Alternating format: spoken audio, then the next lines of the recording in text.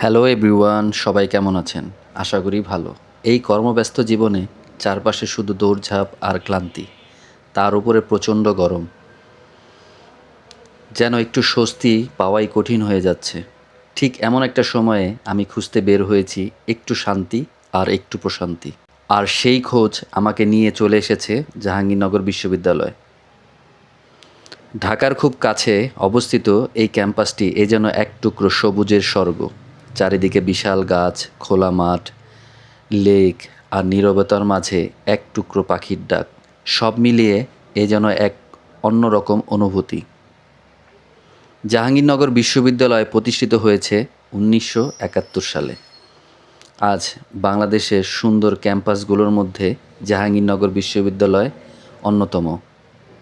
লেকের পাশে বসে থাকলে ঠান্ডা বাতাস এসে গায়ে লাগে, আর ছোট ছোট দোকান, শ্রমজীবী মানুষগুলো একটু শান্তির জায়গা এই ক্যাম্পাসটি। অনেকে তাদের হাড়ভাঙা পরিশ্রমগুলো এই বড় বড় গাছগুলোর ছায়ার নিচে বসে করে থাকে, বা অনেক পরিশ্রমের মাঝখানে একটু গল্পটাও সেরে নেয় এই ক্যাম্পাসের মধ্যেই।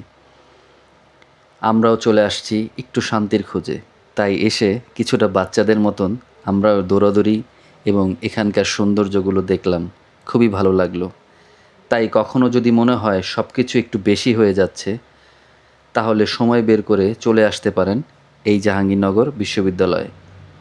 কারণ একটি কথা আমি সবসময় মানি, শান্তি সবসময় দূরে থাকে না, কিছু সময় শান্তি থাকে খুব কাছে। সো এই গরমের মধ্যে আমরা যখন একটু স্বস্তির খোঁজ করি তখনই আমরা চলে আসি জাহাঙ্গীরনগর। কারণ এই জায়গাটা যেমন প্রাকৃতিক একটি পরিবেশ, ছায়া দিয়ে ভরা, আশেপাশে যতই গরম থাক সাভারে বা জাহাঙ্গীরনগর সবসময় শীতল থাকে, এবং এখানকার অক্সিজেন ভাই মানে কি বলবো, একবার ফ্রেশ একটা অক্সিজেন এখানে পাওয়া যায়। মানে এক হিসেবে বলা যায় সাভারের অক্সিজেন হচ্ছে এই জাহাঙ্গীরনগর। সো আজকে জাহাঙ্গীরনগর থেকে বিদায় নিচ্ছি, আবার কোনো সময় দেখা হবে অন্য কোথাও। সে পর্যন্ত ভালো থাকবেন। আসসালামু আলাইকুম।